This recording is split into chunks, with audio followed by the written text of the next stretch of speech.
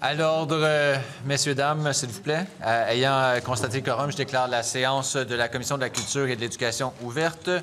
La Commission est aujourd'hui réunie afin d'entendre les intéressés et de procéder à l'étude détaillée du projet de loi numéro 211, loi sur l'École polytechnique de Montréal.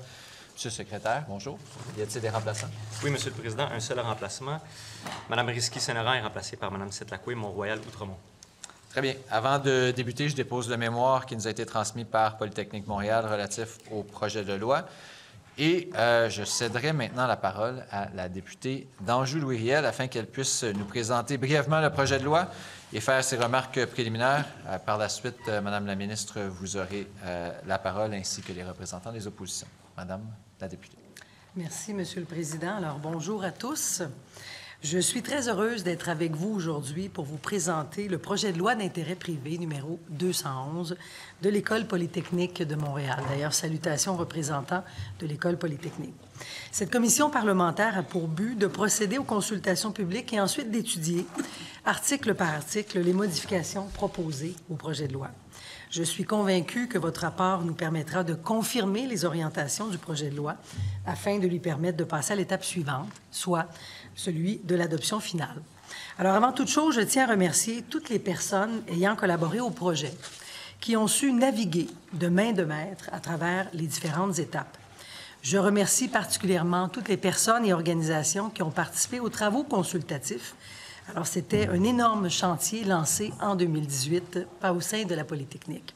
Alors, je pense notamment à la communauté étudiante, aux professeurs, aux membres de Polytechnique Montréal, mais également à l'externe, Monsieur le Président, à l'égard de l'Université de Montréal, à l'Association des diplômés et à l'Ordre des ingénieurs du Québec. Leurs commentaires auront permis de bonifier le projet de loi pour qu'il réponde aux attentes de toutes les parties prenantes. Alors, c'est cette version que nous vous proposons aujourd'hui.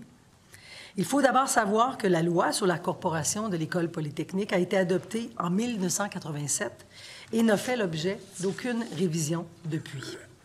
Alors, la célèbre institution, qui est l'une des plus importantes établissements francophones de formation et de recherche en génie au Canada, et qui, depuis sa fondation en 1873, a formé plus de 60 000 ingénieurs, spécialistes et chercheurs. Alors, cette célèbre institution a donc cru bon de profiter de son 150e anniversaire, célébré en novembre 2023, pour revoir sa gouvernance. Dans un souci de modernisation et à la lumière des bonnes pratiques et en cours depuis plusieurs années, le Conseil d'administration a décidé de procéder à une révision en profondeur de la loi constitutive de l'École. Cette modernisation permet à Polytechnique d'adapter sa mission, son mandat d'enseignement, son mandat de recherche et sa gouvernance au contexte auquel est confrontée l'institution aujourd'hui, dans une société en constante évolution. Ainsi, cette démarche vise notamment à se doter des outils nécessaires et à se rapprocher des bonnes pratiques de gestion observées dans les autres universités, ainsi qu'à affirmer le rôle fondamental du conseil d'administration dans la gouvernance de Polytechnique. À ce sujet, le projet de loi propose de revoir sa taille afin que le nombre d'administrateurs soit proportionnel à la taille de l'organisation. Également, à ce sujet, le projet de loi propose de revoir sa composition afin qu'il comporte une majorité d'administrateurs indépendants par rapport au nombre d'administrateurs internes. Il propose aussi de baser cette composition sur un profil de compétences et d'expérience pour les administrateurs établi par le Conseil d'administration. Il prévoit enfin de nouvelles modalités de nomination pour la présidence du Conseil d'administration et également la direction générale afin d'assurer une meilleure gestion et son développement. Le projet de loi prévoit également la révision du statut corporatif afin d'attribuer à Polytechnique les pouvoirs généraux des personnes morales qui sont prévus au Code civil du Québec, plutôt que ceux de la deuxième partie de la loi des compagnies, comme c'est le cas actuellement. Finalement, le projet de loi permet d'actualiser la terminologie et certains aspects qui apparaissent aujourd'hui obsolètes. Voilà qui présente sommairement, Monsieur le Président, le projet de loi d'intérêt privé de l'École polytechnique de Montréal. Donc, je suis très heureuse aujourd'hui, en tant que marraine de ce projet de loi, de vous le présenter, sachant que Polytechnique représente une institution importante pour Montréal et pour toute la province de Québec. S'il devait être adopté, il permettra à l'École polytechnique de continuer sa mission fondamentale tout en dotant son conseil d'administration de tous les outils nécessaires pour assurer son plein développement organisationnel et stratégique. Je vous remercie sincèrement à tous de l'attention que vous lui porterez aujourd'hui. Merci, Monsieur le Président. Très bien, merci, Madame la députée. Madame la ministre, est-ce que vous avez des remarques d'ouverture? Oui, merci beaucoup, Monsieur le Président. Moi aussi, je suis très, très heureuse d'être là parmi vous aujourd'hui pour présenter ce projet de loi d'intérêt privé de l'École polytechnique de Montréal. D'ailleurs, ma collègue Karine a très bien résumé tout ça. Excellente présentation sur les tenants et aboutissants de ce projet de loi tant attendu. J'aimerais pour ma part simplement dire que quelques mots en appui à la démarche qui a été entamée par Polytechnique Montréal pour moderniser justement sa gouvernance, la volonté de se mettre au diapason de son époque, qui est tout à fait louable, soit dit en passant. Il s'est passé quand même beaucoup de choses depuis 1987, il y a 35 ans déjà. Alors évidemment, comme tout le reste, les pratiques de gouvernance évoluent. Et c'est pour cette raison que la direction de Polytechnique nous a approchés pour nous présenter son projet après l'aboutissement d'un processus de consultation interne, externe, comme le disait ma collègue tout à l'heure, qui s'est échelonné sur quand même plusieurs années, depuis 2018. Alors, c'est un projet de loi que nous vous présentons aujourd'hui, qui demande à être étudié, qui vient donc moderniser les pratiques de gouvernance de cette grande institution montréalaise. Un bel héritage à laisser pour commémorer les 150 ans de la riche histoire de l'École, qu'on fête d'ailleurs cette année. Même si Polytechnique peut compter sur une longue histoire, il est approprié, même recommandé qu'il se tourne vers l'avenir, se dote de ce processus en phase justement avec l'époque dans laquelle on vit. Donc avant de laisser la commission travailler, j'aimerais remercier à mon tour aussi toutes les personnes qui ont contribué de près ou de loin à ce projet, à commencer bien sûr par la direction de Poly, qui a proposé des pratiques de gouvernance dans l'air du temps, qui vont lui permettre de poursuivre de manière plus efficace sa mission d'enseignement et de recherche, et de demeurer un chef de file aussi dans le domaine du génie. Ensuite, je vais féliciter également les équipes de mon ministère qui ont accompagné Polytechnique avec rigueur tout au long de ce processus-là au cours des derniers mois. Je remercie aussi toutes les personnes et tous les organismes qui ont participé aux consultations, parce qu'on le disait, c'est des consultations internes et externes, et je suis certaine que la contribution de tous ces gens-là se reflète dans l'actuel projet de loi. N'oublions pas une chose, ces changements-là, Polytechnique veut les apporter dans un seul objectif, c'est d'avoir un cadre de gouvernance rigoureux, moderne, pour poursuivre sa mission d'enseignement auprès de sa population étudiante. Ce sont ces jeunes adultes qui portent sur leurs épaules une partie du Québec de demain. Ils le méritent bien. Donc, merci et bons travaux à tous. Très bien, merci, Madame la ministre, Madame la députée de Montréal-Outremont. Est-ce que vous avez des remarques préliminaires? Oui, brièvement. Merci, Monsieur le Président. Écoutez, à mon tour de dire quelques mots en introduction. Moi, je suis très fière et très heureuse de participer à la démarche aujourd'hui. Je salue la ministre, je salue la députée d'Anjou-Louis-Riel, mes collègues de la banquette gouvernementale, toutes les équipes.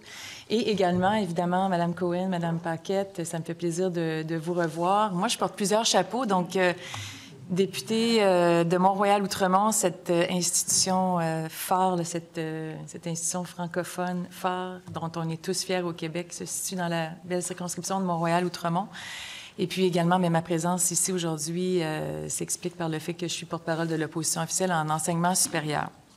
Donc, très heureuse de participer à la démarche qui a été très bien décrite.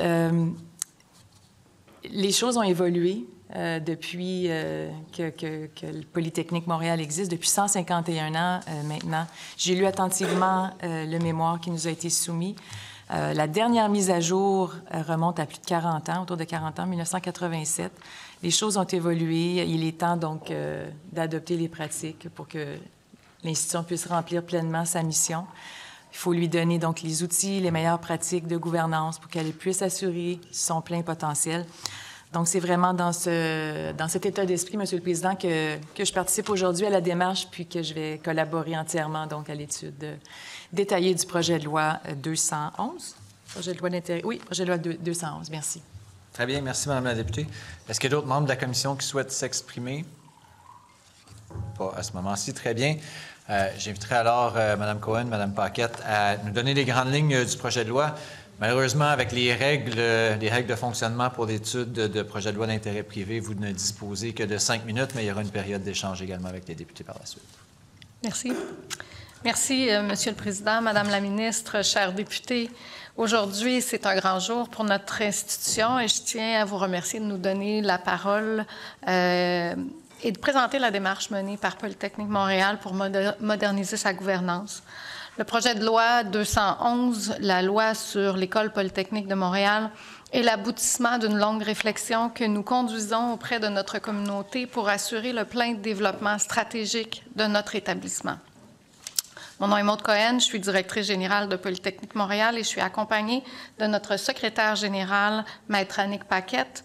Je veux aussi souligner la présence de Louis Borgia, conseiller en gouvernance qui nous accompagne depuis très longtemps dans cette démarche, et remercier le comité de gouvernance de notre conseil d'administration, en particulier Mme Diane Wilhelmy, pour tout le travail investi dans ce projet. Je salue aussi les membres de notre communauté qui nous écoutent, dont ceux et celles qui se sont impliqués au sein du comité de travail sur le projet de loi. Polytechnique Montréal travaille depuis plus de 150 ans maintenant avec fierté à développer les meilleurs talents du génie québécois. Au fil des ans, on a formé plus de 60 000 ingénieurs, scientifiques et chercheurs. Notre université s'est affirmée comme un véritable fleuron de classe mondiale qui contribue au rayonnement du Québec et à ses besoins futurs. Je vais d'abord laisser Maître Paquette vous parler de notre démarche de consultation et je pourrai ensuite présenter les principales modifications proposées. Merci, Maude. Les premières démarches de modernisation de la gouvernance de Polytechnique ont commencé en 2018 à la demande du conseil d'administration.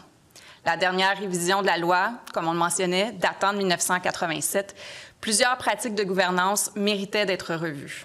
Parmi elles, nous retrouvions le besoin d'accroître l'imputabilité et l'alignement stratégique de la direction générale envers le conseil d'administration, de sélectionner ses membres en fonction du profil de compétences identifié par Polytechnique et de modifier la composition du conseil académique de l'institution.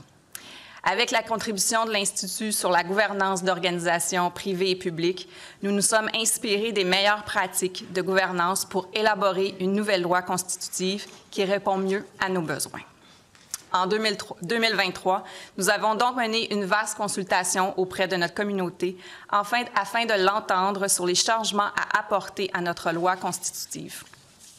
Nous avons ainsi pu consulter les professeurs, la communauté étudiante, le personnel, les syndicats et les associations étudiantes pour recueillir leurs commentaires. Nous avons également pu consulter d'autres acteurs externes, notamment l'Université de Montréal, l'Ordre des ingénieurs et l'Association des diplômés. Les dispositions du projet de loi 211 ne sont donc pas l'expression de la volonté seule de la direction de Polytechnique. Elles sont le fruit d'un dialogue auprès de l'ensemble de notre communauté. J'en viens maintenant aux principales modifications suggérées. D'abord, soucieuse de mieux représenter sa communauté au sein du conseil d'administration, le projet de loi prévoit l'ajout d'un 4e siège pour la communauté professorale. Un 7e siège d'administrateurs indépendants est ajouté pour que ceux-ci demeurent majoritaires au conseil, comme le suggèrent les bonnes pratiques de gouvernance. Cet équilibre permettra à Polytechnique Montréal de mieux représenter sa communauté tout en allant chercher les compétences nécessaires pour assurer pleinement son développement stratégique. En outre, le gouvernement du Québec nommerait dorénavant 2 administrateurs, dont le président du conseil. Dans la perspective d'un meilleur alignement entre la direction et les priorités établies par le conseil d'administration, la direction générale serait nommée directement par le CA, comme c'est par ailleurs le cas dans toutes les autres universités à charte. Finalement, le projet de loi révise notre conseil académique afin d'augmenter la représentation étudiante et permettre aux maîtres d'enseignement d'y siéger. En conclusion, nous croyons que le projet de loi 211 est une opportunité de donner un nouveau souffle à notre cadre constitutif plus de 150 ans après la fondation de Polytechnique. Ce projet de loi est le fruit d'un processus rigoureux et inclusif et nous croyons que les changements proposés sont un juste équilibre entre les besoins de la communauté interne et ceux de la société québécoise. Alors, je vous remercie beaucoup de votre temps. J'ai respecté votre 5 minutes. Nous avons respecté votre 5 minutes et nous serons heureuses de répondre à vos questions. Très bien, merci. Merci beaucoup pour votre exposé. Je me tourne vers la partie gouvernementale. Vous disposez d'un gros 2 minutes 30 pour questionner mesdames. Très rapide dans ma prémisse, mesdames. Donc, on comprend qu'aujourd'hui, vous êtes devant nous suite à l'aboutissement d'une longue réflexion qui s'est échelonnée sur 6 années. Donc, des travaux de réflexion qui ont donné suite à cet immense chantier, qui ont débuté suite au rapport qui a été produit par l'Institut sur la gouvernance d'organisations privées et publiques. Alors, on comprend que ce rapport-là portait sur la gouvernance de votre institution. Est-ce que vous pouvez nous en dire davantage? En fait, j'ai 2 questions pour vous. Est-ce que vous pouvez nous en dire davantage sur les différents travaux qui s'en sont suivis entre 2018 et 2024 pour qu'on se retrouve aujourd'hui en commission parlementaire? Donc ça, c'est la première question. La deuxième question, est-ce que vous pouvez nous en dire davantage sur le processus de consultation interne et externe qui, je comprends, a eu lieu principalement en 2023? Merci. Je vais laisser Maître Paquette répondre. Donc oui, les travaux ont commencé en 2018 quand il y a eu le rapport de l'IGOP qui a jeté un peu les bases sur les différentes modifications qu'on devait apporter à notre gouvernance. Il y a des choses qui pouvaient se faire en marge de notre loi, mais il y a d'autres éléments comme le fait d'avoir une majorité d'administrateurs indépendants qui devait se faire avec une modification à la loi. Donc, effectivement, à ce moment-là, le conseil d'administration a mandaté le secrétariat général pour débuter les travaux de réflexion, commencer les démarches de rédaction pour voir quelles modifications seraient proposées. Il y a eu une petite pause pendant de 2020 à 2022, je vous dirais, là, pendant la pandémie, et ça a repris par la suite de manière plus intensive. Donc, effectivement, en 2023, c'est là que le conseil d'administration a décidé de rendre publique la proposition de modification du projet de loi et que là, on a entamé une vaste consultation auprès de notre communauté.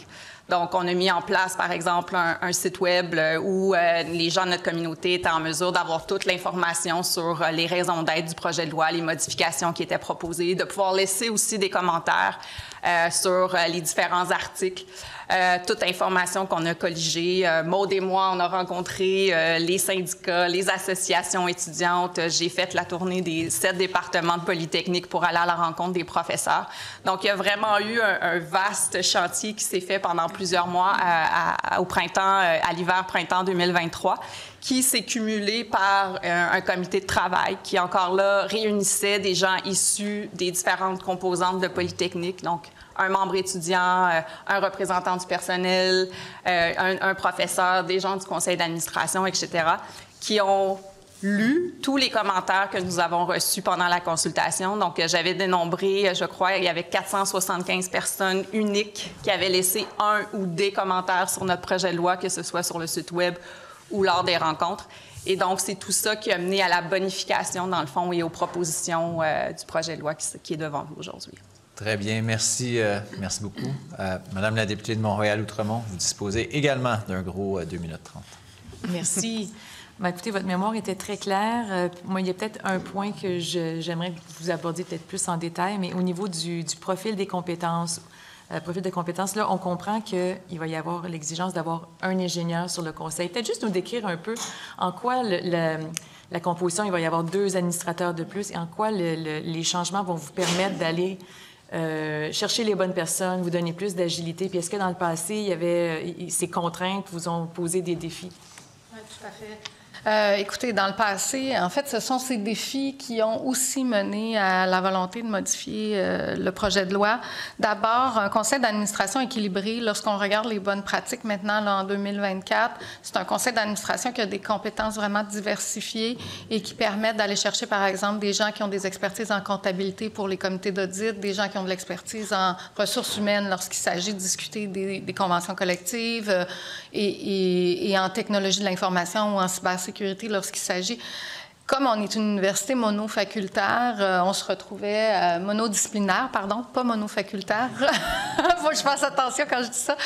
Une université monodisciplinaire, on se retrouve à avoir beaucoup d'ingénieurs déjà dans l'institution. Plusieurs des professeurs nommés sont ingénieurs. Certains ne le sont pas parfois, mais la majorité vont l'être. Et donc, la compétence d'ingénieur, elle se retrouve largement autour de la table, mais c'est d'aller chercher justement des gens qui ont des expertises diverses pour enrichir le conseil d'administration et le support à l'équipe de direction, mais aussi être en mesure de vraiment jouer un rôle stratégique et un rôle de diligence auprès de ce qui se produit au niveau de l'organisation. Donc, c'est vraiment essentiel. Puis par le passé, pour répondre à ça, là, notamment lorsque notre président de conseil a été nommé, qui est ingénieur, mais qui est ingénieur dans une autre province, bien, il a dû repasser ses tests auprès de l'Ordre des ingénieurs, alors que dans les faits, ce qu'on avait besoin, c'était d'une personne qui avait un profil vraiment différent.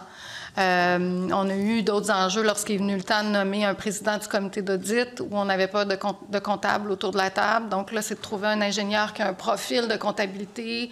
Ça amène une lourdeur et une difficulté, puis on ne va pas nécessairement chercher la meilleure personne. Là, on se retrouve à devoir aller chercher une personne avec la compétence d'ingénieur d'abord, puis ensuite comptable. C'est très, très complexe. Puis surtout, ça ne permet pas d'enrichir vraiment les discussions qu'on peut avoir avec la diversité. On le sait maintenant, les conversations où il y a une diversité de profils sont beaucoup plus riches pour une institution, un établissement, puis on n'avait pas la capacité d'aller aussi loin que ça avec la gouvernance actuelle. Merci. Très bien, merci. Merci, Mme la députée. Merci, Mme Cohen, Maître Paquette. Merci de votre contribution aux travaux. Si vous voulez rester avec nous, vous êtes les bienvenus pour le reste des travaux de la commission. On va commencer l'étude article par article et je me tourne vers vous, Madame la députée d'Anjou-Louriel, pour nous faire la lecture du préambule du projet de loi. Merci, Monsieur le Président. Alors, donc, je vous lis le préambule. Attendu que l'École polytechnique de Montréal a été constituée en corporation par le chapitre 23 des lois de 1894, que cette loi a été remplacée par le chapitre 127 des lois de 1954-1955, laquelle a été remplacée par le chapitre 135 des lois de 1987 et qu'il y a lieu de remplacer cette dernière. Que l'École polytechnique de Montréal est une institution universitaire francophone d'enseignement et de recherche. Que l'École polytechnique de Montréal désire faire participer à son administration les membres de sa communauté, principalement ses professeurs, ses maîtres d'enseignement, ses chargés de cours, les membres de son personnel non enseignant, sa communauté étudiante et les personnes diplômées de l'École, et qu'elle favorise une gouvernance collégiale associant les diverses instances consultatives et décisionnelles de l'institution à sa gestion académique et administrative. Que l'École polytechnique de Montréal reconnaît la liberté académique et qu'elle s'emploie à la protéger et à la valoriser. Que l'École polytechnique de Montréal bénéficie d'une autonomie pleine et entière quant aux décisions relatives à sa mission. Que l'École polytechnique de Montréal est un établissement universitaire au service de la société, des générations futures et de la communauté qu'elle dessert. Que l'École polytechnique de Montréal est ouverte sur le monde et présente dans les courants internationaux qui influencent la pratique du génie. Que l'École polytechnique de Montréal adhère aux principes de développement durable, d'intégrité professionnelle dans la pratique du génie et de la représentativité de la communauté qu'elle dessert dans le cadre de ses activités. Qu'il y a lieu d'adapter la loi constitutive de l'École polytechnique de Montréal aux conditions nouvelles résultant de son évolution et de son développement afin de lui permettre de continuer à accomplir sa mission. Et, Monsieur le Président, nous avons des commentaires sur le préambule que voici. Le préambule proposé reprend en général celui de la loi actuelle, la loi sur la corporation de l'École polytechnique de Montréal, donc 1987, le chapitre 135, en le complétant de diverses façons, notamment en affirmant son caractère francophone, en rappelant certains principes fondamentaux reconnus par la loi sur la liberté académique dans le milieu universitaire, adoptée par l'Assemblée nationale en 2022, et en indiquant certains engagements qui la caractérisent. Questions, commentaires au sujet du préambule. Madame la députée. Oui, j'aurais une question, Monsieur le Président. On voit bien l'importance de l'autonomie, de la liberté académique. On comprend que la mission de l'École polytechnique, elle est multiple. On parle du fait qu'elle est ouverte sur le monde. Il y a une mission d'enseignement, il y a une mission au niveau de la recherche pour cette institution donc francophone. Et écoutez, ma question, elle est en lien, évidemment que je suis d'accord avec tout ça, mais ma question est en lien avec un projet de loi qu'on a étudié dans les dernières semaines, le projet de loi 74, où on a eu des échanges très intéressants avec le ministre de l'Immigration. On a proposé des amendements où on aurait souhaité que la loi prévoie le respect de l'autonomie. On a même demandé, parce que c'était la demande des universités, d'être exclus du projet de loi. Ça a été refusé. On a demandé d'exclure les cycles supérieurs. Ma question est la suivante, là. Étant donné, donc, les pouvoirs qui sont très larges, la grande discrétion qui va être laissée entre les mains du gouvernement en vertu du projet de loi 74 dans le recrutement des étudiants internationaux, je m'inquiète un peu, là, comment est-ce que la ministre pourrait nous rassurer là, que Polytechnique va pouvoir pleinement remplir son rôle, être présent sur la scène internationale, être compétitive là, dans cette course mondiale au talent? Voilà ma question. Merci beaucoup. Bien, écoutez, c'est une bonne question, compte tenu que le projet de loi 74 suscite quand même des inquiétudes. Mais ce que je veux vous dire, c'est qu'on va continuer de travailler en collaboration avec les universités. On va, comme je l'ai dit publiquement à maintes reprises, puis comme je l'ai dit à certains établissements, en fait, tout le réseau universitaire, qu'on partagera les différents scénarios, puis qu'on avisera l'étude détaillée terminée. On a les consultations qui sont terminées. On ramasse un peu toute cette information-là. Puis on va travailler sur certains scénarios qu'on va partager avec le réseau universitaire en temps et lieu. Voilà. Madame la députée. Merci. Donc, est-ce qu'on doit comprendre qu'il va y avoir des discussions, il va y avoir une collaboration étroite avec des institutions comme Polytechnique Montréal, qui, rappelons-le, puis d'ailleurs, Mme Cohen a signé une lettre au début des consultations sur le projet de loi 74, réitérant l'importance ou l'apport crucial des étudiants internationaux au sein de Polytechnique, pas juste au niveau du bac, mais quand on parle de la maîtrise et du doctorat, on parle d'une proportion de 60 % des cohortes et de 70 % au doctorat. Et que ces étudiants-là, ensuite, sont pleinement intégrés dans le milieu du travail au Québec. Il y a des collaborations avec le milieu. C'est la fierté de l'institution. Et sans donc cette contribution des étudiants internationaux, il va y avoir atteinte à la mission. Là. Puis il faut donc s'assurer que ces institutions, comme Polytechnique Montréal, gardent toute leur autonomie dans le choix des programmes, s'assurer d'offrir un large éventail de programmes donc, qui couvrent les besoins d'aujourd'hui, mais aussi les besoins de demain. Puis on pense que moi, je pense que c'est les institutions qui sont les mieux placées là, pour faire ces choix-là, qui ne sont pas toujours liés aux besoins de main-d'œuvre actuels, mais il faut penser aux domaines qui sont en émergence et qui seront donc les défis, les enjeux de société dans 5, 10, 15, 20 ans. C'est un fleuron de classe mondiale. Je pense que Mme Cohen et Mme Paquette l'ont mentionné à plusieurs reprises. Polytechnique, on travaille avec eux depuis des années. On a mis des incitatifs financiers justement pour être capable de combler les pénuries de main-d'œuvre dans le domaine du génie.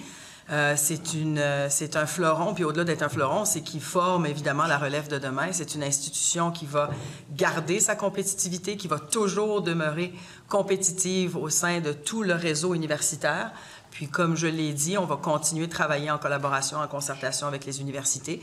Puis, on partagera les différents scénarios sur lesquels on travaille en temps et lieu avec le réseau universitaire, comme je l'ai dit à maintes reprises.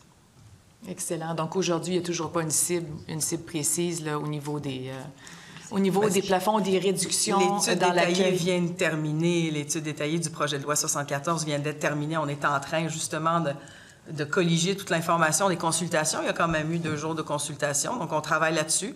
Mais comme je l'ai dit, en temps et lieu, on aura la collaboration, on aura affaire avec le réseau universitaire, puis on va partager tout ce dont on travaille, sur lesquels on travaille depuis quelques mois déjà. Je vais quand même laisser le temps au MIFI de colliger toute l'information qu'il y a eu durant les consultations pour qu'on soit capable, évidemment, d'avoir l'heure juste sur tout ça. Puis ça va nous permettre aussi de déployer, de travailler sur différents scénarios. On travaille déjà, puis depuis quelques mois, je vous dirais, on a quand même collaboré de manière étroite au cours de l'été. On a partagé certains scénarios sur lesquels on travaillait déjà au cours de l'été avec le BCI, donc les représentants de tout le réseau universitaire. On a eu l'occasion d'en parler à quelques reprises avec Mme Cohen, mais aussi avec tout le réseau universitaire. Mais je pense que tout le monde s'entend pour dire aujourd'hui que Polytechnique Montréal est un fleuron de classe mondiale. On est très, très, très fiers au Québec d'avoir une institution de la sorte et on va s'assurer qu'elle maintienne sa compétitivité sur la scène québécoise, nationale et internationale. Oh. Est-ce qu'il y a d'autres questions, Mme la députée? Oui, peut-être une dernière. Bien sûr qu'on s'entend là-dessus. Je pense que tout le monde ici dans la pièce est d'accord pour reconnaître à quel point nous sommes fiers de cette institution.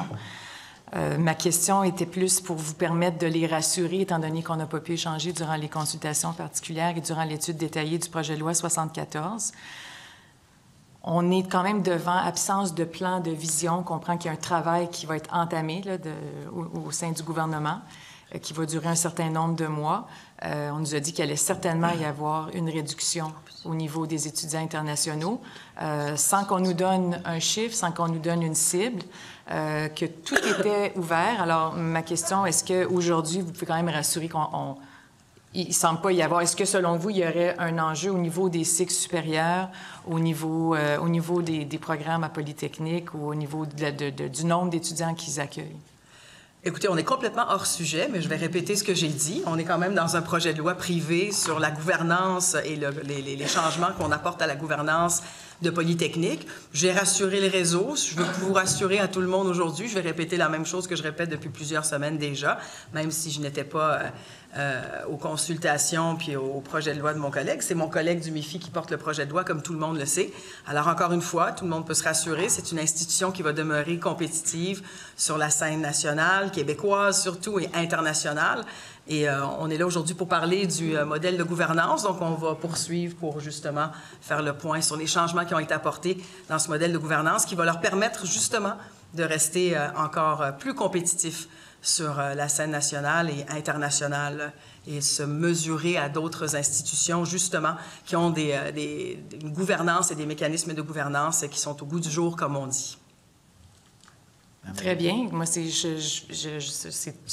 en quelque sorte rassurant. Je ne pense pas qu'on est complètement hors sujet. Moi, je n'ai pas d'autres questions sur ce sujet-là, mais étant donné qu'on mentionne la liberté académique, l'autonomie, l'importance d'être au service de la société, des générations futures, de la communauté, d'être ouverte sur le monde, je pensais que c'était important qu'on traite de cette question-là. Merci, Monsieur le Président. Très bien. Est-ce que le préambule du projet de loi est adopté? Adopté. Article 1, Madame la députée. Merci beaucoup. Alors, chapitre 1, Mission et pouvoirs, article 1, l'École polytechnique de Montréal, ci-après l'école a pour mission l'enseignement supérieur ainsi que la recherche et l'innovation dans tous les domaines, notamment scientifiques et technologiques, liés à la pratique du génie. Elle a également pour mission d'offrir des services à la collectivité au bénéfice de la société. L'école peut également être désignée sous le nom de Polytechnique Montréal. Alors, Monsieur le Président, les commentaires sur l'article 1. Dans cet article, la mission de l'école est précisée. Premièrement, pour ajouter la notion d'innovation à celle de recherche, les deux notions étant pour l'école intrinsèquement liées. Deuxièmement, pour ajouter les domaines technologiques associés à cette mission. Et troisièmement, pour élargir l'évocation des champs d'activité de la profession en référant à la pratique du génie au sens large, plutôt qu'à l'activité de l'ingénieur qui pourrait être limitée au champ d'exercice défini à la loi sur les ingénieurs.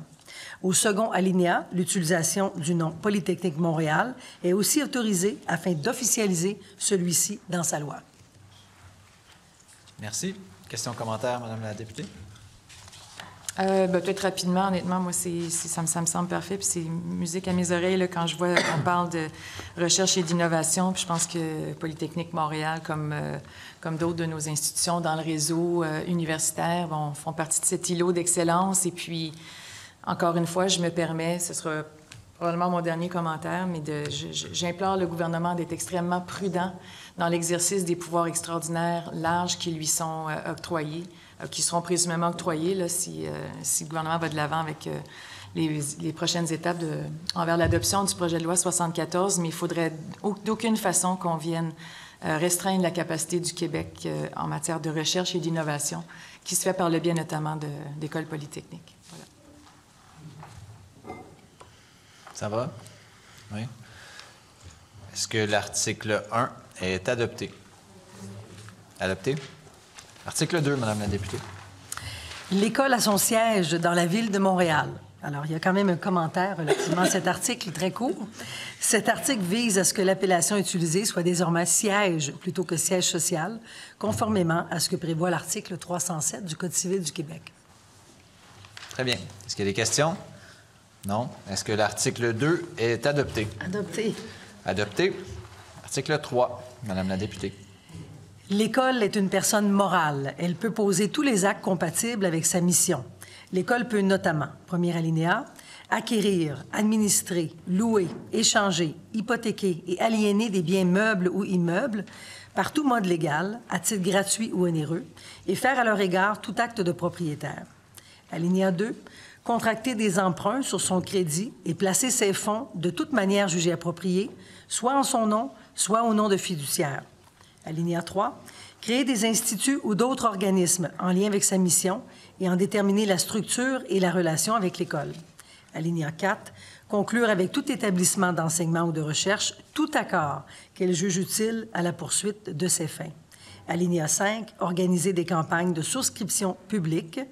Alinéa 6. Solliciter et revoir tout don, legs ou autre libéralité, même immobilier, de quelque manière et de quelque source que ce soit, et en bénéficier sans acceptation et autres formalités. Alors, malgré l'article 1824 du Code civil, toute donation à l'école peut être faite sous seing privé. Les commentaires, Monsieur le Président, sur cet article. Le premier alinéa de ce nouvel article remplace le premier alinéa de l'article 6 de la loi actuelle pour tenir compte du nouveau Code civil du Québec qui accorde des pouvoirs inhérents aux personnes morales comparables à ceux d'une personne physique. Le deuxième alinéa de l'article intègre, en les simplifiant, les pouvoirs prévus aux articles 6 à 8 de la loi actuelle et y ajoute la capacité de conclure des accords avec d'autres établissements universitaires et de créer des organismes en lien avec la mission de l'école. Madame la députée? Non? Ça va. Est-ce que l'article 3 est adopté? Adopté. Adopté. Article 4, Madame la députée. Merci. Dans la conduite de ses affaires, l'École peut notamment, alinéa 1, prendre des règlements sur les normes disciplinaires et éthiques applicables à la communauté étudiante et à l'ensemble du personnel de l'École. Alinéa 2, prendre des règlements sur les frais de scolarité et autres frais payables par les membres de la communauté étudiante. Alinéa 3, déterminer les conditions d'engagement, de rémunération et de travail du directeur général, des cadres supérieurs ainsi que celles des autres membres du personnel. Alinéa 4, définir l'organisation de l'enseignement et de la recherche. Alinéa 5, adopter des programmes d'études et prendre les règlements pédagogiques s'y rapportant. Alinéa 6, déterminer la nomenclature des grades, des diplômes et des certificats universitaires et le mode d'administration des examens. Alinéa 7, définir les critères et les procédures de nomination et de promotion des membres du corps professoral.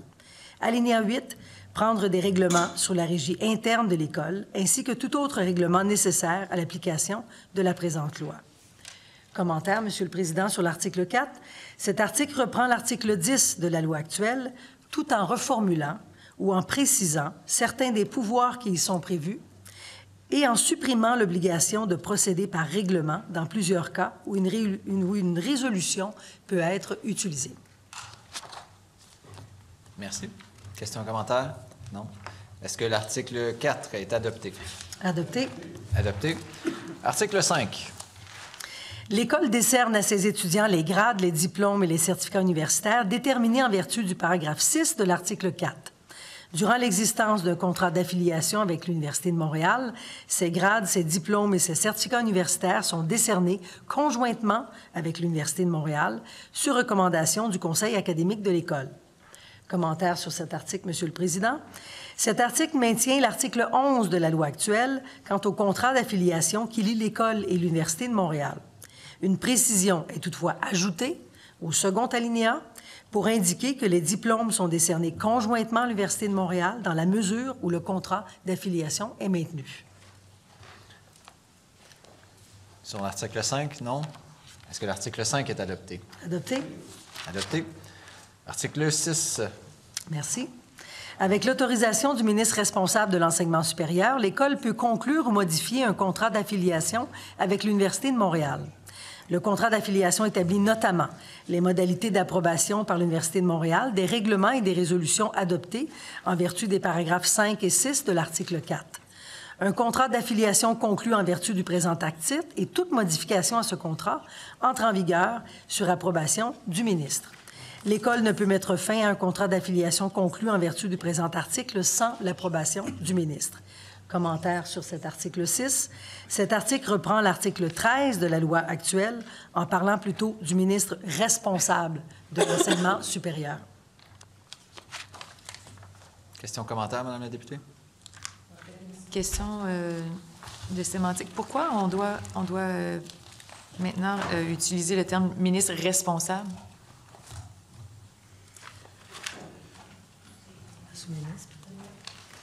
Monsieur le Président, est-ce qu'on pourrait autoriser la sous-ministre à prendre parole? S'il y a consentement. Est-ce qu'il y a consentement pour entendre la sous-ministre? Oui, consentement. En vous présentant, s'il vous plaît, Madame la sous-ministre. Oui, Paul de Blois, sous-ministre de l'Enseignement supérieur. Je dois avouer que je vais moi-même devoir référer à mes légistes parce que la nuance entre responsable de l'enseignement supérieur et la ministre responsable de la loi m'échappe à l'heure actuelle. Désolée. Est-ce qu'il y a un... Oui, en vous présentant, s'il vous plaît, s'il y a consentement pour entendre le légiste. Oui, très bien. Oui, bonjour, Alexandre Guillaume-Martin, avocat pour le ministère de l'Enseignement supérieur. Donc, en fait, on utilise ministre responsable dans son sens général.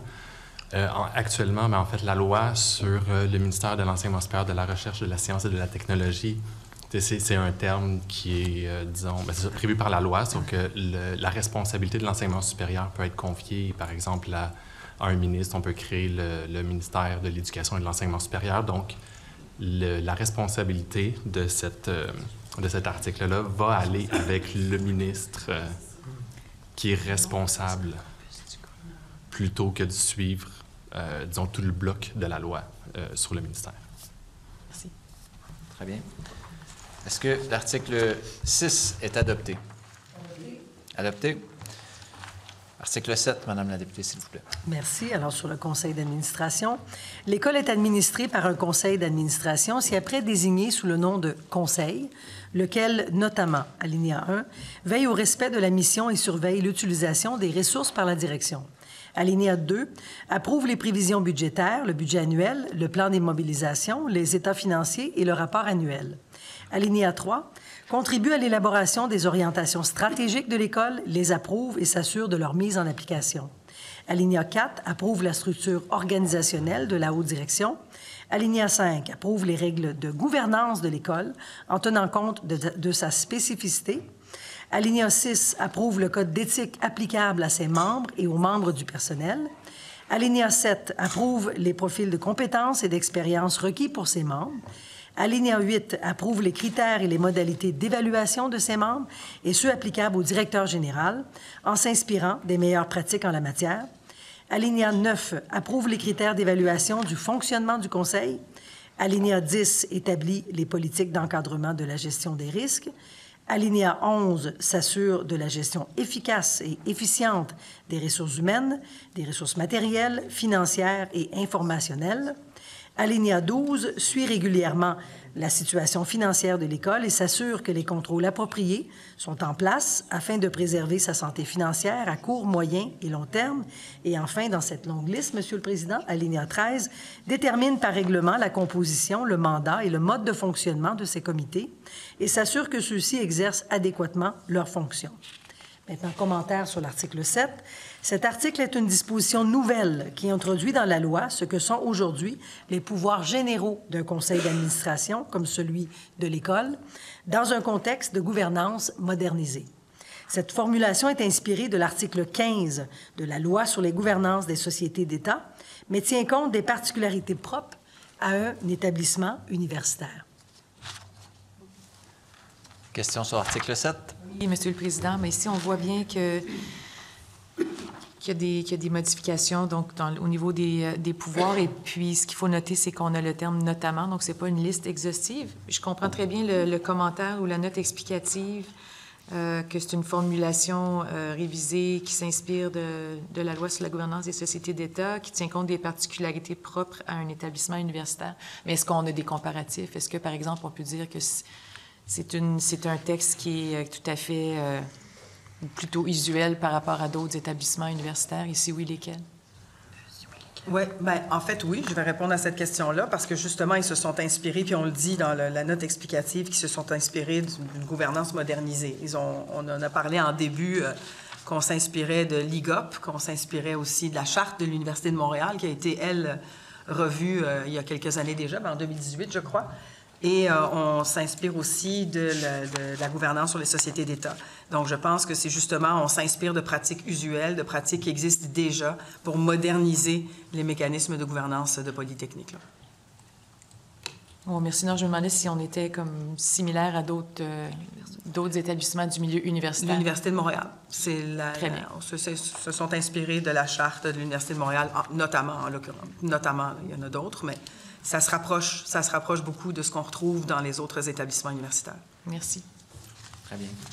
Est-ce que l'article 7 est adopté? Adopté. Article 8, Madame la députée. Le Conseil, lequel est formé majoritairement de membres indépendants, est composé de 13 administrateurs suivants. Alinéa 1. Le président du Conseil, nommé par le gouvernement sur recommandation du Conseil, lequel doit se qualifier comme administrateur indépendant. Alinéa 2. Le directeur général de l'École. Alinéa 3. Le recteur de l'Université de Montréal ou la personne qui le représente, ou, dans le cas où l'affiliation avec l'Université de Montréal a pris fin, un membre indépendant supplémentaire nommé par le Conseil. Alinéa 4. 5 personnes nommées à titre de membres indépendants, dont A. 3 sont nommés par le Conseil. B. Une est nommée par les personnes diplômées de l'École par l'organisme Fondation et Alumni de Polytechnique Montréal, constitué en vertu de la partie 3 de la Loi sur les compagnies, ou par le successeur de cet organisme reconnu par le Conseil. Et C. Une est nommée par le gouvernement. Alinéa 5, 4 personnes nommées par l'Assemblée professorale, dont au moins 3 doivent être des professeurs. Alinéa 6, une personne nommée par l'association ou le regroupement d'associations d'étudiants accrédités, en vertu de la Loi sur l'accréditation et le financement des associations d'élèves ou d'étudiants parmi la communauté étudiante de l'École. À défaut, par l'une des instances visées au paragraphe B au sous-paragraphe B du paragraphe 4 et au paragraphe 5-6 du premier alinéa, d'effectuer la nomination qui y est prévue dans un délai de 4 mois de la vacance du poste concerné, le Conseil peut effectuer la nomination à la place de cette instance. Toutefois, avant d'effectuer la nomination prévue au paragraphe 6 du premier alinéa, le Conseil doit préalablement consulter les présidences des associations d'étudiants. Alors maintenant, les commentaires sur l'article 8, Monsieur le Président. Cet article remplace les articles 15 et 16 de la loi actuelle quant à la composition du Conseil d'administration. La composition de 13 membres qui est prévue au premier alinéa se fonde essentiellement sur celle de la loi actuelle, qui est de 11 membres, avec 3 principaux ajustements. Premièrement, elle prévoit la présence de 4 membres désignés par l'Assemblée des professeurs, conformément à une lettre d'entente signée entre l'École et l'Association des professeurs de l'École polytechnique, donc l'APEP, en date du 7 mars 2022. Deuxièmement, elle prévoit la présence de 7 administrateurs indépendants qui sont ainsi majoritaires au sein du Conseil. Et troisièmement, elle indique que le gouvernement nomme 2 administrateurs, dont la présidence du Conseil, ce qui est actuellement le cas. Le nombre d'administrateurs nommés par le gouvernement est comparable à ce que l'on retrouve sur le conseil d'administration des autres universités à charte. L'article introduit donc le principe d'une majorité d'administrateurs indépendants qui constitue l'une des bases de la gouvernance des conseils d'administration. Il importe de mentionner également que, suivant le paragraphe 1 du premier alinéa, la nomination du président du Conseil par le gouvernement est faite sur recommandation du Conseil, comme c'est le cas suivant l'article 31 de la loi actuelle. Le deuxième alinéa de cet article remplace les articles 37 à 39 de la loi actuelle et tient compte de la préoccupation exprimée par les associations étudiantes qui souhaitaient être consultées avant que le Conseil ne procède à une nomination, à défaut pour celle-ci de le faire. Il est à noter que la composition proposée s'inspire des instances de gouvernance d'autres établissements universitaires similaires à l'École polytechnique, notamment HEC Montréal et, comme l'a dit la ministre, l'École de Montréal. Et bien sûr, mon petit rajout n'est pas dans le document. Très bien, merci, Madame la députée. Madame la députée de Montréal-Outremont. Non, honnêtement, j'ai pris connaissance, là, évidemment, du mémoire, des explications verbales qui ont été fournies. Je pense que je vois qu'on augmente le nombre, mais qu'on a... Tu sais, comment on est arrivé à 13, c'est peut-être ça où j'aimerais qu'on élabore un petit peu. J'imagine qu'on ne voulait pas avoir un nombre trop élevé pour demeurer agile, de maintenir cette collégialité, de maintenir cette efficacité qui est souhaitée. Peut-être juste revenir sur le chiffre 13. Et puis, deuxième question, c'est que je vois aussi que c'est une vision inclusive, qu'on veut qu'il y ait une bonne représentation du corps professoral, etc. Puis, je pense aussi que dans les consultations, toutes ces instances-là avaient été consultées et avaient été favorables aux recommandations et au texte du projet de loi. Oui, absolument. Bien, je vais revenir sur le 13 versus 11. C'est clair que ça prenait un petit peu plus de gens pour que le Conseil soit proportionnel à la taille de l'organisation, mais que ça demeure aussi peu élevé. On veut vraiment être agile, mais on veut répondre aussi aux enjeux. Donc, on veut être capable d'avoir une certaine participation, une imputabilité aussi. C'est écrit clairement dans le mémoire de Polytechnique, mais avoir à la fois une meilleure efficacité fonctionnelle au sein du CA. Fait que c'est vraiment de trouver le juste équilibre. Puis en ayant 13 personnes, on retrouve ce juste équilibre-là par rapport aux 11 actuellement. Okay. Puis cette participation accrue là, du corps professoral, peut-être juste élaborer un peu sur cet élément-là?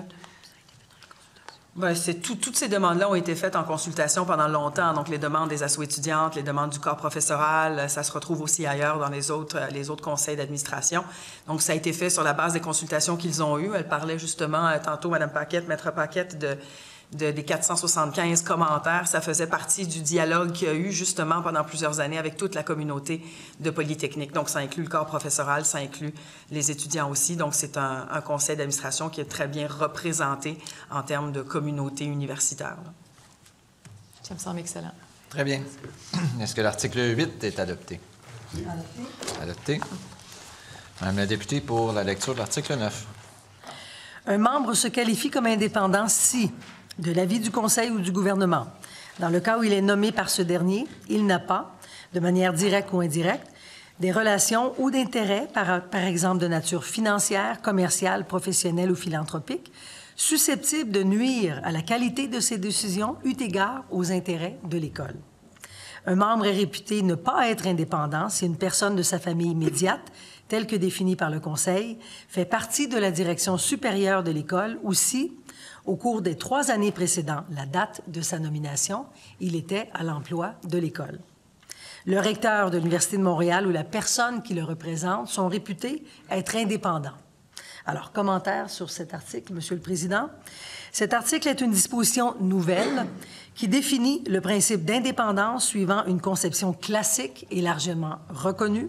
Elle s'inspire essentiellement de celle introduite à l'article 1C de la Charte de l'Université de Montréal, modifiée par la loi modifiant la Charte de l'Université de Montréal. Une précision est apportée au 3e alinéa pour clarifier le statut du recteur de l'Université de Montréal ou de son représentant, en précisant qu'ils sont réputés être indépendants par rapport à l'École. Madame la députée. Ça me semble tout à fait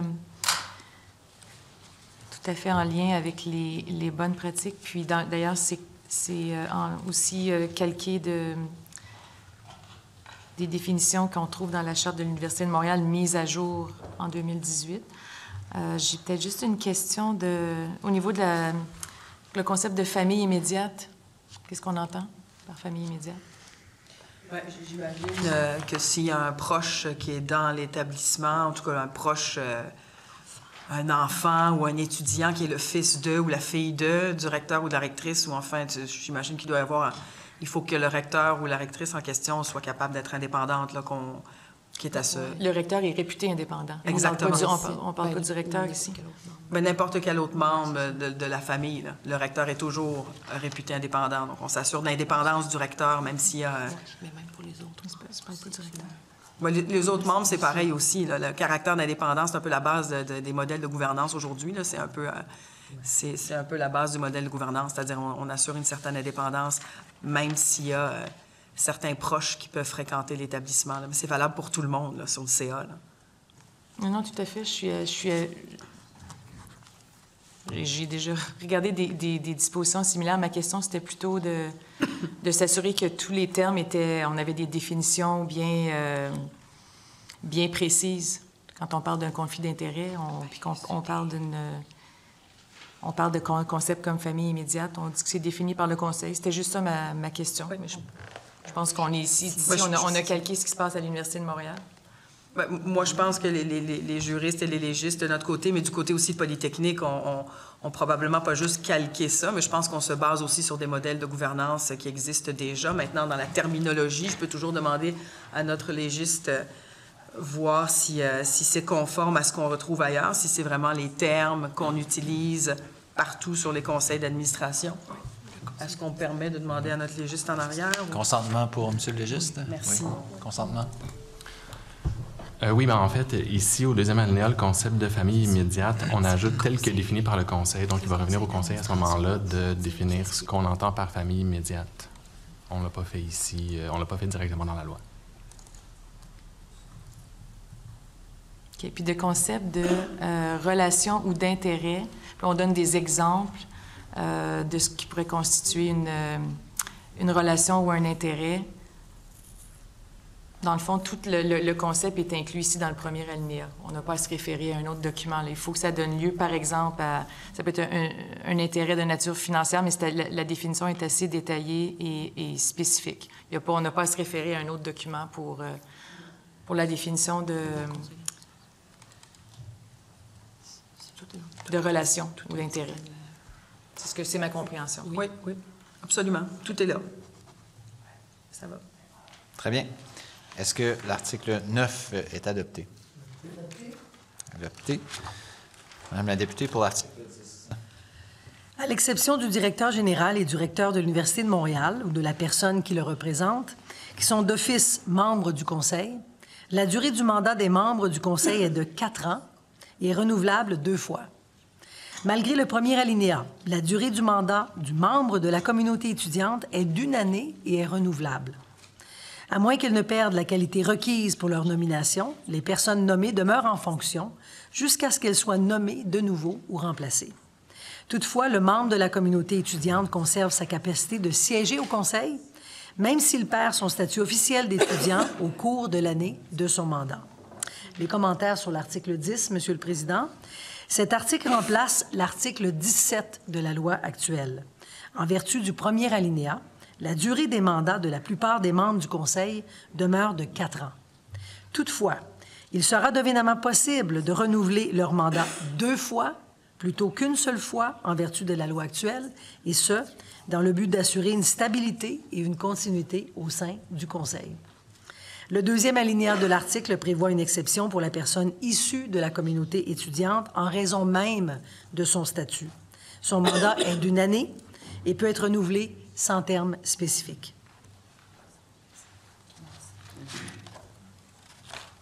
Non, ça va, Madame la députée? Très bien. Est-ce que l'article 10 est adopté? Adopté. Madame la députée. Un siège vacant au Conseil est pourvu en suivant le mode prescrit pour la désignation du membre à remplacer. Le nouveau membre débute alors un nouveau mandat dont la durée est déterminée par le Conseil ou recommandée par celui-ci dans le cas des nominations relevant du gouvernement. Commentaire sur cet article. Cet article maintient le principe prévu à l'article 18 de la loi actuelle quant au siège devenu vacant, avec un changement quant à la durée du mandat du nouveau membre, laquelle débute à son point de départ. La durée du mandat lors de remplacement est déterminée par le Conseil ou recommandée par lui dans les cas des nominations du gouvernement afin de permettre, si requis, un décalage entre les différentes fins de mandat et d'assurer la stabilité et la continuité au sein du Conseil. Ça va, Madame la députée? Oui. Est-ce que l'article 11 est adopté? Adopté. Adopté. Article 12. Un membre du Conseil doit dénoncer par écrit au Conseil et au ministre responsable de l'enseignement supérieur, s'il a été nommé par le gouvernement, toute situation susceptible de lui faire perdre les qualités requises pour son poste. Le seul fait pour un tel membre de se trouver de façon ponctuelle en situation de conflit d'intérêts n'affecte pas sa qualification. Commentaire sur cet article. Cet article nouveau prévoit que chaque membre du Conseil doit conserver son statut pendant toute la durée de son mandat, avec une exception pour une situation de conflit d'intérêts ponctuel. Cette disposition met en application les meilleures pratiques en matière de gouvernance. Madame la députée de Mont-Royal-Outremont. Merci. Donc, ici, s'il y a une situation où un membre se trouve de façon ponctuelle, donc c'est une situation temporaire, en situation de conflit d'intérêts, il ne devient pas pour autant, il ne perd pas sa qualification, il peut continuer de siéger, mais qu'est-ce qui arrive, disons, en pratique ici? Donc, temporairement, il doit se retirer pour un certain temps ou pour certaines délibérations. Si vous le permettez, nous ferons intervenir le légiste. Oui, bien sûr. En fait, si le membre est en conflit d'intérêts, effectivement, il faudrait que le conseil d'administration adopte des normes pour savoir comment se comporter dans ces situations-là. Puis si c'est un conflit d'intérêt, ben là, on dit ponctuel. Si c'est le cas, par exemple, un conflit d'intérêt qui vient par donation, legs, des choses comme ça, où on va inviter le membre à s'en départir, par exemple, le plus rapidement possible. Donc, c'est ce genre de situation-là. Merci. Ça va, Madame la députée? Oui. Est-ce que l'article 12 est adopté? Adopté. Article 13, Madame la députée. Tout membre du Conseil, qu'il soit ou non nommé à titre de membre indépendant, est tenu de prendre les décisions dans le meilleur intérêt de l'École. S'il s'acquitte de ses obligations avec impartialité, indépendance, loyauté, prudence et diligence, dans le respect de la mission de l'École et en toute confidentialité. Alors, commentaire sur cet article. Le premier alinéa de cet article nouveau ajoute un principe fondamental de fonctionnement d'un conseil d'administration, à l'effet que tout membre agit en prenant en considération les intérêts institutionnels de l'organisme plutôt que les intérêts qu'il serait susceptible de représenter personnellement, en raison, par exemple, de son mode de nomination. Le second alinéa ajoute des principes déontologiques de base qu'il est utile d'inscrire dans la loi. Ça va, Madame la députée? Très bien. Est-ce que l'article 13 est adopté? Adopté. Adopté. Article 14, Madame la députée. Merci. La présidence dirige les séances du Conseil, veille à ce qu'il remplisse son rôle et exerce ses pouvoirs et évalue la performance des autres membres du Conseil selon les critères établis par ce dernier. Commentaire sur cet article. Cet article nouveau précise les divers aspects du mandat principal du président et prévoit qu'il a aussi la responsabilité de l'évaluation des membres du Conseil. Vous semblez pensive, Madame la députée. Ça va, merci. C'est beau? Correct, oui. OK. Est-ce que l'article 14 est adopté? Adopté. Adopté. Article 15, Madame la députée. En l'absence de la présidence du Conseil à l'une de ces séances, celui-ci désigne l'un de ses membres pour le remplacer. Petite note explicative, cet article reprend l'article 21 de la loi actuelle avec une formulation simplifiée. Des commentaires, Madame la députée? Est-ce que l'article 15 est adopté? Adopté. Article 16, Madame la députée? Le quorum du Conseil est de 7 membres. Alors, j'ai un commentaire qui est plus long que l'article en soi. Cet article prévoit que le quorum sera dorénavant de 7 membres plutôt que de 6, reflétant ainsi l'augmentation du nombre de membres du Conseil de 11 à 13. Commentaire sur cet article. Est-ce que l'article 16 est adopté? Adopté. Article 17. Les décisions du Conseil sont prises à la majorité des membres présents, à moins qu'un règlement ne le prévoie autrement. S'il y a égalité des voix, celle de la présidence du Conseil est prépondérante. Cependant, en cas d'absence de cette dernière, la personne désignée pour la remplacer n'a pas de vote prépondérant. Alors, commentaire sur cet article, Madame la Présidente. Cet article reprend l'article 23 de la loi actuelle avec une formulation simplifiée. Sur l'article 17. Est-ce que l'article 17 est adopté? Adopté. Article 18. Dans l'élaboration des profils de compétences et d'expérience requis par les membres, le Conseil doit viser à atteindre des objectifs de diversité et de représentativité des différentes composantes de collectivités desservies par l'École. Il doit également viser à ce qu'au moins un membre soit un membre de l'Ordre des ingénieurs du Québec, institué en vertu de la loi sur les ingénieurs. Alors, commentaire, Madame la Présidente, sur l'article 18. Ce nouvel article prévoit, au premier alinéa, que le Conseil d'administration doit tenir compte dans sa composition des objectifs de diversité et de représentativité de la communauté universitaire. Le second alinéa prévoit qu'il doit y avoir au minimum un membre du Conseil qui soit ingénieur. Des commentaires sur l'article 18. Est-ce que l'article 18 est adopté? Adopté. Article 19. La composition du Conseil doit tendre à la parité entre les hommes et les femmes. Cependant, aucun acte ou document de l'École ni aucune décision du Conseil ne sont invalides pour le motif qu'il n'est pas constitué en part égale d'hommes et de femmes, du nombre minimal d'ingénieurs requis ou d'une majorité de membres indépendants. Commentaire sur cet article. Alors, ce nouvel article vise à répondre aux meilleures pratiques en matière de représentativité dans la composition du Conseil. Commentaire sur l'article 19. Est-ce que l'article 19 est adopté? Vous me permettrez, Madame la Présidente, j'aurais peut-être un deuxième commentaire sur l'article 19. Oui, Madame la députée. Sur le second alinéa, qui précise que cet objectif de parité, tout comme celui de l'article 18 quant au nombre d'ingénieurs et celui de l'article 8 quant à la majorité d'administrateurs indépendants, ne constitue pas une condition de validité des actes posés par le Conseil. Commentaire. Est-ce que l'article 19 est adopté? Adopté. Article 20. Le Conseil doit instituer, par règlement, un ou des comités ayant pour mandat de le conseiller dans l'exercice de ses responsabilités en matière d'audit, d'éthique et de gouvernance, ainsi que de ressources humaines. Le Conseil peut également instituer, par règlement, tout autre comité qu'il juge nécessaire au bon fonctionnement de l'École. Le Conseil peut déléguer à ces comités des pouvoirs décisionnels dont il détermine les conditions d'exercice. Commentaire sur cet article, qui remplace l'article 27 de la loi actuelle. Son premier alinéa prévoit la constitution de comités pour traiter des 3 questions suivantes. Audit, éthique, gouvernance, ressources humaines, qui sont habituellement confiés à des comités du conseil d'administration. Le deuxième et le troisième alinéa permettent que d'autres comités soient créés et indiquent que tous les comités peuvent se voir déléguer des responsabilités de la part du conseil. Commentaire sur l'article 20. Oui, Madame la députée. Une obligation d'avoir un certain nombre minimal de comités, puis après, on a la discrétion d'en instituer d'autres. Est-ce qu'actuellement, il y en a 3? Bien, c'est nouveau, c'est-à-dire on actualise un peu, ça vous montre à quel point on était dû pour dépoussiérer un peu tout ça, parce que ça se mesure à ce qui se fait aujourd'hui. C'est assez standard d'avoir des comités de ce type-là sur les conseils d'administration. Non, tout à fait. Je me demandais juste si dans les faits, il y en a. Qu'est-ce qu'on a actuellement comme comité? Bon, on peut demander à Polytechnique si c'est le cas actuellement déjà, Maître Paquette, si on... Oui, bien sûr. Consentement.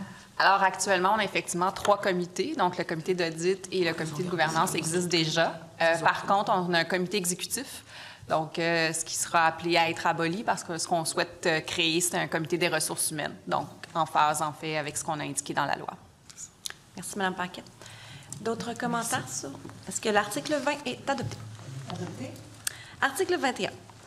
Les comités du Conseil institués en vertu du premier alinéa de l'article 20 doivent être présidés par un membre indépendant de ce dernier. Des personnes qui ne sont pas membres du Conseil peuvent être nommées par le Conseil au sein des comités de ce dernier. Alors, commentaire sur l'article 21. Ce nouvel article prévoit au premier alinéa que les comités qui doivent être créés pour prendre en charge les sujets mentionnés au premier alinéa de l'article 20, à savoir audit, éthique et gouvernance et ressources humaines, doivent être présidés par un membre indépendant. L'indépendance du membre étant un facteur de succès des comités. Par ailleurs, le second alinéa indique que tous les comités peuvent inclure des membres non administrateurs selon les besoins identifiés par le conseil d'administration. Des commentaires sur l'article 21. Est-ce que l'article 21 est adopté? Adopté. Nous sommes rendus au chapitre 3, Conseil académique, article 22. Merci, Madame la Présidente. Le Conseil académique est une instance consultative et décisionnelle concernant l'enseignement et la recherche. Il relève du Conseil d'administration qui détermine par règlement ses responsabilités et son mode de fonctionnement. Le Conseil académique est formé des membres suivants. Premier alinéa, le directeur général qui le préside. Deuxième alinéa, 12 membres du corps professoral ayant un statut régulier nommé par l'Assemblée professorale. Troisième alinéa, 4 personnes provenant de la communauté étudiante de l'École nommées de la manière prévue au paragraphe 6 du premier alinéa de l'article 8. La composition des membres nommés en vertu du deuxième paragraphe du deuxième alinéa doit tendre à refléter la proportion des maîtres d'enseignement au sein de l'Assemblée professorale. Alors, commentaire sur l'article 22. Cet article reprend en grande partie les articles 28 à 30 de la loi actuelle concernant le Conseil académique, en précisant son rôle et en modifiant sa composition. En effet, il sera maintenant possible et permis aux professeurs adjoints et aux maîtres d'enseignement d'être membres du Conseil académique. De plus, on précise que pour être membre de cette instance, les membres du corps processoral doivent détenir une permanence. Finalement, le siège qui était prévu pour le principal de l'École est remplacé par un 4e siège pour une personne provenant de la communauté étudiante. Merci, Madame la députée. Des commentaires sur l'article 22. Je me demandais juste si actuellement, par rapport à la situation actuelle, le conseil académique est composé de combien de personnes et quel est l'objectif pour la suite? Madame la Présidente, si on pouvait demander à l'École polytechnique de répondre. Oui, Madame Paquette. Oui, donc en fait, le nombre total de membres du conseil académique n'a pas changé. Donc, en abolissant la présence du principal, on a amené ce poste-là, ce siège-là, vers le représentant de la communauté étudiante. Et au niveau des membres professeurs, ils sont toujours 12, sauf qu'on a élargi ceux qui étaient admissibles à siéger au conseil académique.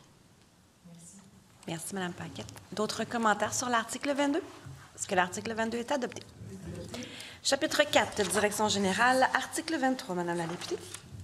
Le directeur général est le premier dirigeant de l'école. Il est nommé par le Conseil selon la procédure de nomination établie par règlement du Conseil. Cette procédure doit permettre l'égalité des chances entre les candidatures externes et internes, assurer l'examen des candidatures de façon indépendante et confidentielle et permettre la participation de la communauté universitaire. Les fonctions du directeur général sont déterminées par règlement du Conseil à qui il rend compte de son activité. Commentaire sur cet article. Cet article remplace les articles 31 et 33 de la loi actuelle et apporte quelques changements au statut du directeur général. Il sera désormais nommé par le Conseil, la plus haute instance décisionnelle de l'école, de qui il relève.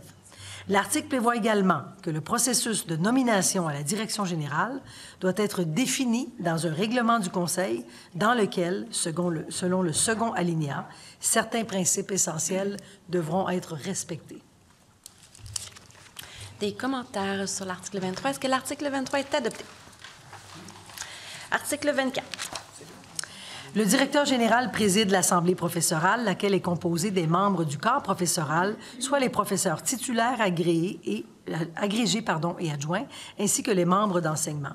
Alors, commentaire sur cet article qui précise le rôle du directeur général au sein de l'Assemblée professorale et qui prévoit que la composition de celle-ci inclut dorénavant les maîtres d'enseignement. Des commentaires sur l'article 24. Est-ce que l'article 24 est adopté? Adopté. Article 25. Le directeur général doit s'assurer que le Conseil dispose de l'ensemble des ressources requises pour l'accomplissement de ses fonctions et de celles de ses comités. Une note explicative, Madame la Présidente, cet article nouveau introduit une exigence classique en matière de gouvernance visant à protéger le Conseil et à assurer son autonomie par rapport à l'administration. Des commentaires sur l'article 25. Est-ce que l'article 25 est adopté? Adopté.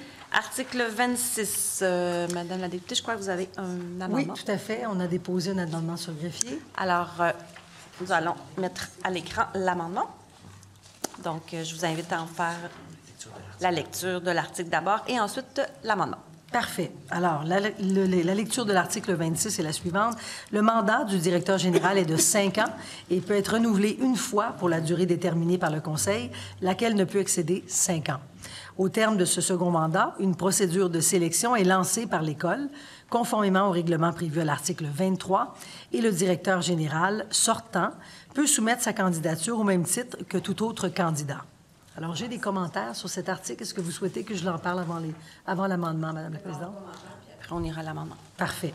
Cet article remplace l'article 32 de la loi actuelle et prévoit un mandat de 5 ans pour le directeur général afin d'assurer une continuité dans la gestion. L'article permet un renouvellement de mandat en précisant toutefois que sa durée ne pourra excéder 5 ans selon ce que déterminera le Conseil. Le deuxième alinéa prévoit qu'après 2 mandats, le processus prévu à l'article 23 de ce projet de loi doit être repris et le directeur général en poste peut de nouveau soumettre sa candidature pour un autre mandat. Alors, je vous invite à faire la lecture de votre amendement. Merci. Alors, remplacer dans le deuxième alinéa de l'article 26 du projet de loi le mot « sélection » par le mot « nomination ». Le commentaire à cet égard, il s'agit d'une modification qui vise à assurer une cohérence avec le thème « procédure de nomination » utilisé au premier alinéa de l'article 23. Est-ce qu'il y a des commentaires sur l'amendement? Est-ce que l'amendement est adopté? Adopté. Des commentaires sur l'article amendé?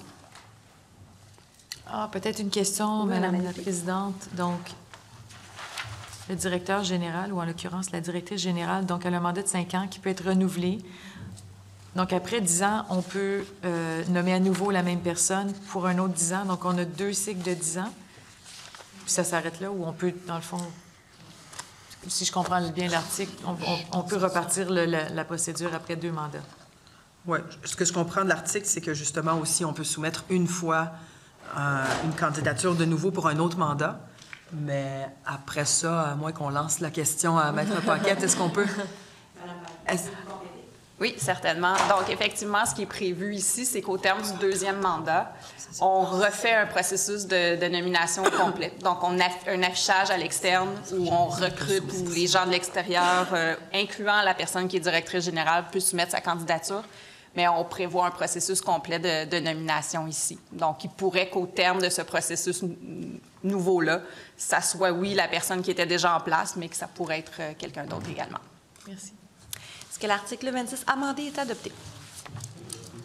Article 27. Lorsque le directeur général est absent pour maladie, incapacité ou autre cause, le Conseil peut désigner un suppléant pour le remplacer temporairement. Dans le cas où le poste de directeur général devient vacant, le Conseil peut désigner une personne pour assurer l'intérim jusqu'à ce que le poste soit pourvu conformément au règlement prévu à l'article 23. Alors, commentaire sur cet article. Ce nouvel article permet de faire face aux situations où le directeur général ne peut exercer ses fonctions pour absence, maladie ou incapacité, ainsi que pour le cas où sa charge devient vacante. Le Conseil peut alors désigner, selon le cas, un suppléant pour le remplacer jusqu'à ce qu'il puisse à nouveau exercer ses fonctions ou un intérimaire jusqu'à ce que sa charge soit comblée par le Conseil. Des commentaires sur l'article 27. Non, ça me semble tout à fait correct. Il n'y a pas donc de... On n'a pas prévu de limite de temps là, pour cette période intérimaire ou ce remplacement par une autre personne. Je pense que c'est vraiment le CA qui doit se prononcer là-dessus, dépendamment de la nature, justement, de l'absence ou de la vacance en question. Là. Est-ce que l'article 27 est adopté? Article 28. Le secrétaire général de l'École est nommé par le Conseil sur la recommandation du directeur général.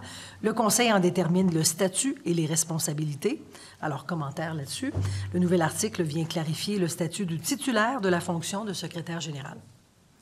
Des commentaires sur l'article 28. Est-ce que l'article 28 est adopté? Adopté. Okay. Chapitre 5, dispositions transitoires et finales. Alors, à l'article 29, Mme la députée, je sais que vous avez un amendement. Donc, juste lire l'article et on procédera par la suite à l'amendement. Merci.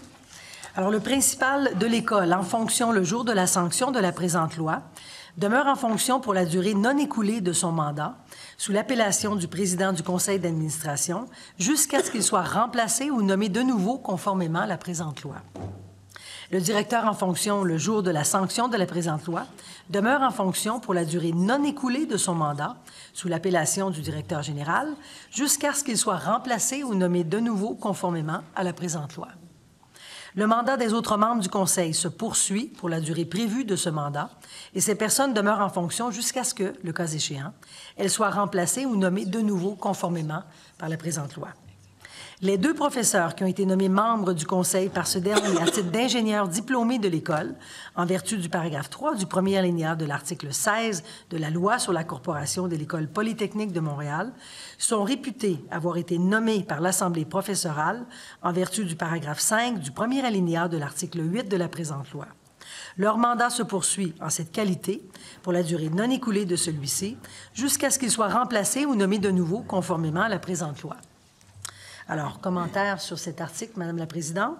Cet article habituel de transition est nécessaire pour le maintien en place de l'ensemble des membres du conseil d'administration, pour préciser la durée de leur mandat et pour rendre effectif le changement d'appellation du principal et du directeur de l'École, en plus de clarifier le statut des 2 professeurs nommés par le conseil sous la loi actuelle. Merci, Madame la députée. Donc, vous pouvez présenter votre amendement. Merci.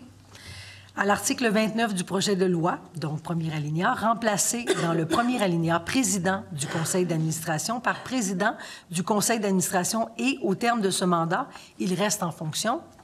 Et le 2e alinéa, remplacer dans le 2e alinéa directeur général par directeur général et au terme de ce mandat, il reste en fonction. Alors, commentaire sur cet amendement, Madame la Présidente. À la suite d'un commentaire formulé par le secrétariat aux emplois supérieurs, cet amendement vise à clarifier l'intention derrière cette disposition transitoire. soit le fait que le mandat du président du conseil d'administration, alinéa 1, et du directeur général, alinéa 2, en poste au moment de l'entrée en vigueur, peuvent se poursuivre au-delà du terme non écoulé du mandat jusqu'à ce qu'il soit remplacé ou nommé de nouveau. Merci, Madame la députée. Donc, des commentaires sur l'amendement. Je pense que sur le fond, c'est quoi l'objectif de la modification de l'amendement? C'est vraiment pour s'assurer que la transition se fasse de manière efficace. C'est vraiment les emplois supérieurs qu'ils demandent, donc pour s'assurer que la transition se fasse, pour maintenir en place l'ensemble des gens sur le conseil d'administration le temps que la transition se fasse. Donc, c'est vraiment pour assurer, comme on l'a dit dans les autres articles, c'est pour assurer une stabilité, là, pour pas qu'il y ait de vacances, pour pas qu'il y ait de transition où il manque des gens au conseil d'administration.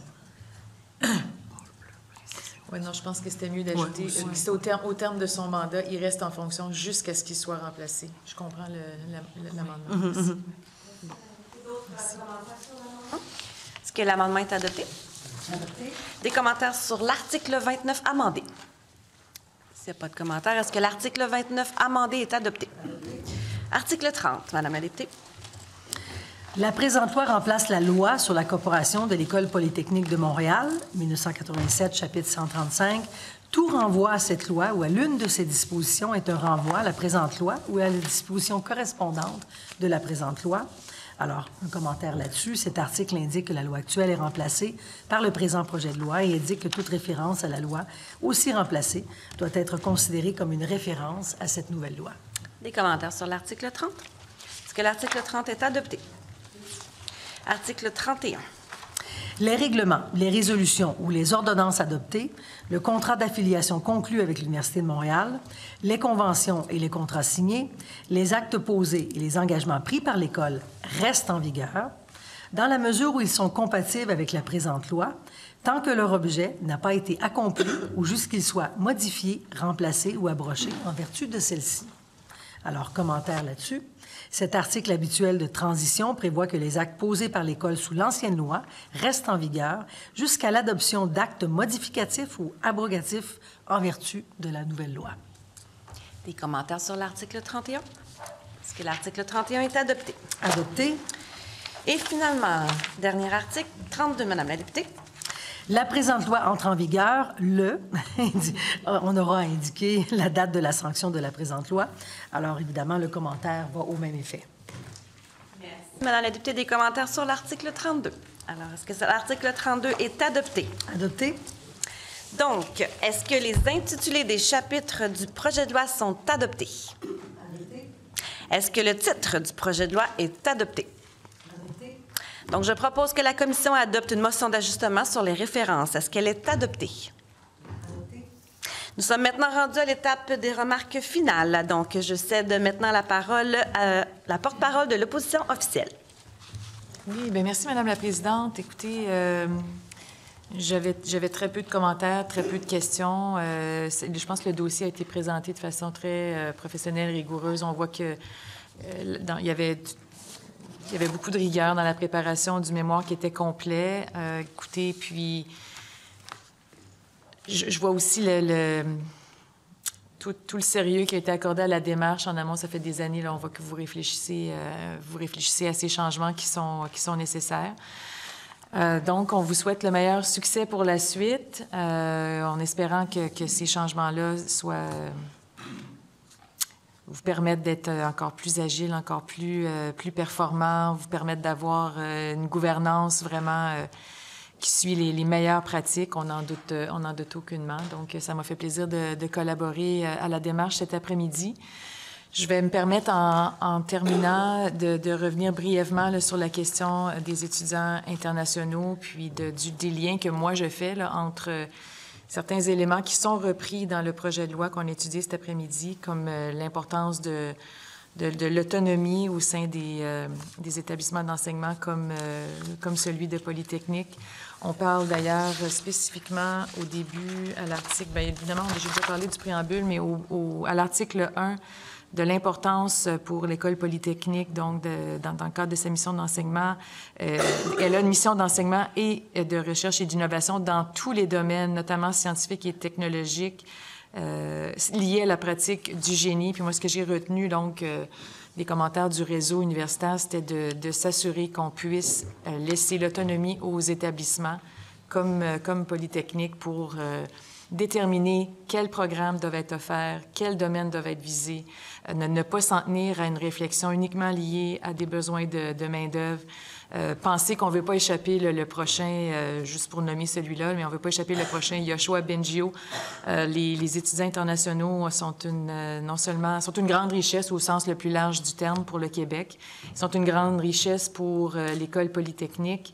Il faut aussi penser que ça fonctionne dans les deux sens. Les étudiants en génie, les Québécois qui étudient en génie vont parfaire aussi leur formation à l'international.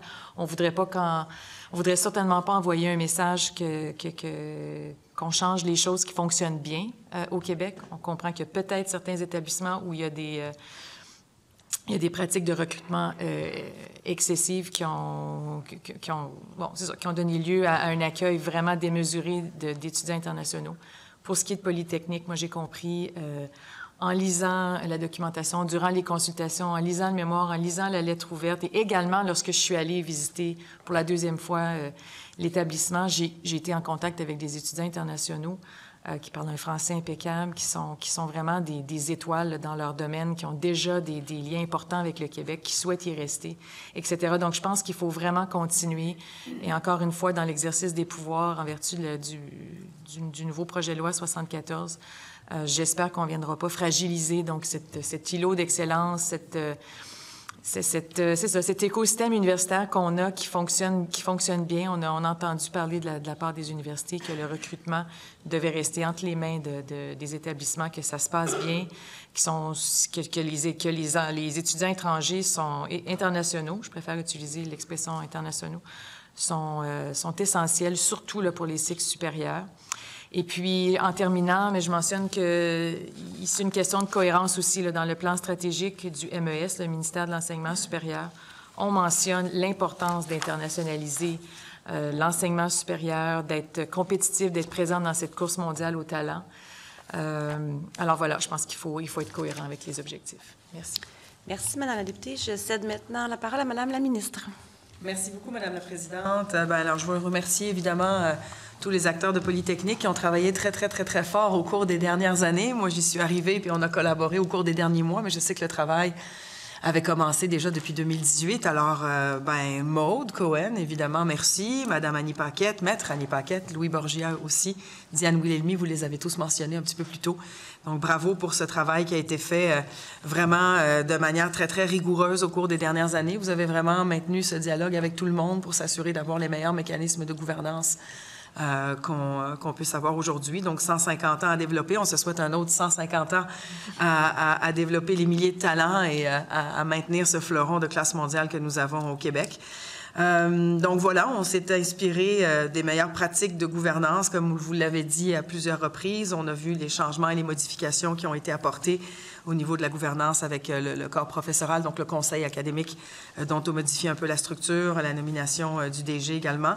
Je pense qu'on s'arrime bien comme il faut avec les pratiques qui existent aujourd'hui. Donc, je voulais vraiment vous remercier de cette précieuse collaboration, à tous mes collègues ici aussi, au ministère également. Je pense que c'était nécessaire d'en venir à un modèle un petit peu plus revampé pour poursuivre cette mission d'enseignement et de recherche, d'innovation aussi. On les a inclus dans le projet de loi. Et ça va permettre à Polytechnique de demeurer l'un des plus importants établissements de formation et de recherche en génie au Canada, mais évidemment un établissement de classe mondiale, on l'a maintes fois évoqué. Je suis convaincue que ces changements-là et ces nouveaux principes vont permettre justement à Polytechnique de continuer sa mission de manière encore plus efficace, d'abord auprès des étudiants qu'elle accueille, mais aussi auprès de la collectivité québécoise. Donc, encore une fois, merci beaucoup à tout le monde pour la contribution à ces travaux et je vous souhaite une excellente fin de journée. Merci, Madame la ministre. Donc, s'il n'y a pas d'autres interventions, je céderai le mot final à Madame la députée de Jules Briel. Oui. Merci, Madame la présidente. Alors, Voilà qui met un terme à nos travaux en commission parlementaire, donc pour entendre la Polytechnique de Montréal, et ensuite pour étudier article par article le projet de loi d'intérêt privé numéro 211 de l'École polytechnique de Montréal. Alors bien sûr, à l'instar de Madame la ministre, je tiens à remercier tout le monde pour l'excellente collaboration, vous inclus, Madame la présidente. Alors évidemment, je pense que cette étude n'a certainement pas été aussi fastidieuse que les travaux que vous avez eu à faire à l'École polytechnique durant les 6 dernières années. Grâce à votre rigueur et votre professionnalisme, alors ça nous a permis aujourd'hui à ce que les travaux puissent se dérouler très rondement. Alors, il était certainement pertinent, mais aussi nécessaire pour vous de voir à ce que votre institution puisse être modernisée au niveau de sa gouvernance, puisque tout le monde s'entend aujourd'hui pour dire que l'École polytechnique est une école névralgique pour le développement et l'avenir du Québec, et ce, depuis 150 ans, comme l'a évoqué Madame la ministre. Alors, avec ce projet de loi, l'Institut vient se doter des moyens nécessaires pour rester dans cette position névralgique au centre de notre avenir et, comme l'a dit Madame la ministre, pour les générations aussi tout à l'heure dans ses remarques initiales, pour les générations à venir. Alors, félicitations à nouveau aux équipes du ministère et à celles de Polytechnique, donc présents avec nous, Maude Cohen, Maître Annick Paquette, Louis Bourgia, également Émilie Brière, et vous m'excuserez, chers collègues, d'avoir oublié votre nom, mais vous également, je vous regarde, alors sentez-vous visés. Les remerciements vont à vous également.